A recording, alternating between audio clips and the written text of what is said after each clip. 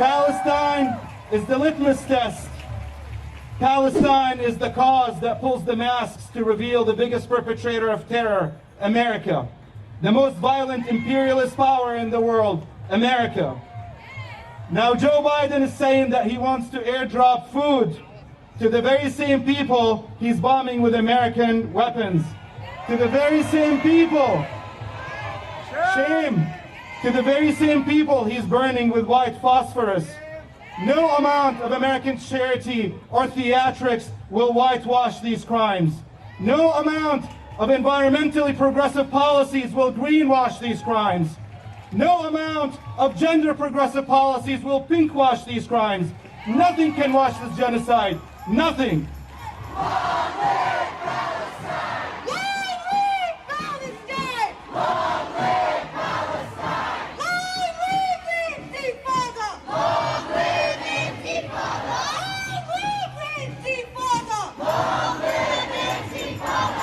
Students across Southern California are fighting for divestment away from genocide, from the Philippines to Palestine. In fighting for divestment, students have faced repression in the form of bogging down student organizations, withholding degrees, unnecessary arrests and charges, and violence by police and even Zionist professors.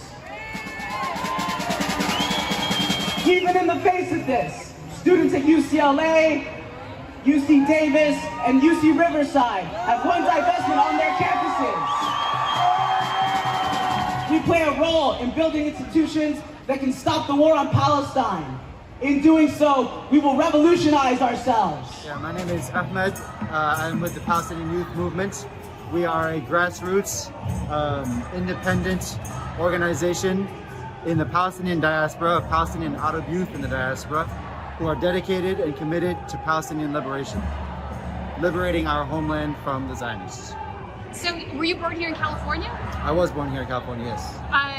Grandparents were in Palestine? Tell us a little bit about your background. Were they there for the Nakba? Yeah, on my dad's side, he actually moved here from Haifa when he was very little. So they were there they lived through the Nakba, they lived through the Zionist occupation of 1948 borders. They lived through the second-class citizenship that they put them through. And I still have quite a bit of family there today in Haifa and in Nazareth who are putting up with extreme repression from the Zionist state. We're putting up with extreme racism from the Zionists, and it's only gotten worse. Is your family in the West Bank or in Gaza? I have family on both sides. Oh. Yeah. Have you been able to talk to your family in Gaza? Sorry, not in Gaza. I have family in the West Bank and in 48. Oh, okay. Excuse me. Yeah, Got you. It's hard to hear. Yeah. There's literally, I think 2,000 or 3,000 people out here marching today. Oh, much more than that, I think. Does this give you hope for your movement? I think there's been a real shift in the country with how people view Zionism. Yeah. For a long time, people just didn't see the photography, they didn't see the video. Yeah. Our media wasn't entirely reporting all of the facts. So Our media still doesn't do that. It still doesn't, Yeah. but I think phone cameras have really changed a lot of that. Phone cameras, independent journalists in Gaza have done so much amazing legwork in exposing the Zionist reality of occupation in Gaza. Even before this current moment, but especially through this current moment. That's why they've been targeting our journalists. They've been killing more journalists in this genocide than in most other armed conflicts. And this is because they understand the power of the voice. They understand that if the truth gets out to the people, that our people have been under siege for 75 years. Our people in Gaza have been under complete blockade for 17 years. If they see the reality of this, the people will reject Zionism. Let me ask you this. I would say a vast majority of these individuals are Democrats on the left. How much do you think this issue is going to affect the presidential election? Let me tell you, I think the Democratic Party is scared. I think what we saw in Michigan earlier this week, where 100,000 people essentially voted no confidence in Biden, who is the only candidate that the Democratic Party is currently running. That speaks volumes about how much people understand this issue to be an integral part of Biden's legacy over the past 4 years. And they are saying we don't want a president who has killed more Palestinians than any other president, living or dead. We don't want a president who sends our tax dollars to purchase weapons, to drop them on our families, on our land. And we don't want a president, we're gonna reject this president. I think they're feeling a lot of heat from that. So time will tell how it affects the Democratic Party. Certainly, I have no confidence that whoever they might put in Biden's place is going to be fundamentally that much different, but the fight continues regardless, and we're going to apply extreme pressure until then. Indeed, and you know, Trump, personally, I don't think Trump would be better in this area. I think he might be worse even. He moved the embassy to the West Bank, to the occupied territories. Yeah. He started building a settlement in the Golan Heights, which is now occupied Syria, so we're not even in Palestine anymore. I don't think he's less of a Zionist than Biden is. So this is sort of the state of, the axiomatic state of American politics. This is the state of American politics. I think the important thing, because I've had this discussion with many of my family many times over, the question is no longer Biden or Trump. The challenge that we are presenting to the people of the United States is to stop playing this game.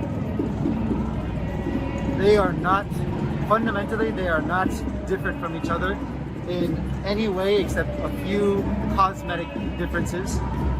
And the game that they play, where they oscillate back and forth between somebody from one party and somebody from another party, is a distraction from the real goals of American imperialism, which have remained largely consistent over the past 3 or 4 decades.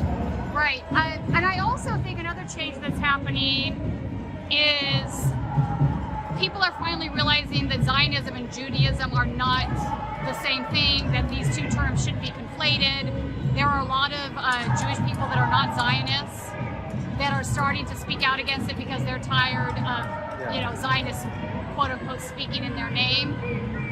Do you think that has changed the face of the movement? I think we've definitely seen a lot of support from some of our movement partners, including Jewish Voice for Peace. And the critical weapon in their arsenal, in JVP's arsenal, is demonstrating that the conflation of Judaism and Zionism is a Zionist propaganda weapon. And the more we are able to separate those two concepts, which are fundamentally diametrically opposite, really. One is an ethno-fascist colonial ideology. Another is a religion of peace that has existed for millennia. One of the tenets of Judaism is heal the world, which is really counterintuitive to what Zionism is. Exactly. And so the more we are able to illustrate that difference, certainly the less grip that Zionism has on its ability to cling to Judaism as a shield, a mask. Biden, Biden, you can't hide. Biden, Biden, you can't hide. We charge you with genocide. We charge you with genocide. Money for schools and education. That for wars and occupation. Does the world expect us to offer ourselves up as polite, willing, and well-managed sacrifices who are murdered without raising a single objection? To that we say the answer is a resounding no. Viva, viva Palestina! Palestine to Mexico! From Palestine to Mexico! These border walls have got to go! These border walls have got to go! We gather to demand a ceasefire and an end to the Israeli colonial project, an end to the violent dispossession and displacement of Palestinians. How many more times must we face our oppressors who look us in our eyes and call us animals? Just yesterday, the Israelis baited the Palestinians they've starved for months with humanitarian aid and opened fire with tanks and drones, slaughtering over 100 people and injuring over 700 people. Shame! The Gazans are calling this latest atrocity the Flower Massacre. But let me reassure you, it is not a matter of if is a matter of when Palestine will be free. And Palestine will be free in our lifetimes. Because you have been conducting this genocide for no less than 75 years. For all of those years, you have jailed kids who have done nothing wrong. You have shot kids for throwing bullets. You have confiscated the lands and the homes of the Palestinian people. You have visited collective punishment, which you learned at the hands of the German Nazis on the Palestinian people. Shame on you. Shame on you. But your damn days are numbered. We also know that the Biden administration is up to its eyeballs with guilt as well. As it drops some bundles of food from the sky, it continues to send more bombs, more weapons to Israel to continue to kill and join in the genocide of the Palestinian people. But sisters and brothers, if you take no message away today except this, please take this message away with you. You have already won a big victory. You have already, the people around the world have now turned on Israel as Israel has never been turned on and exposed before.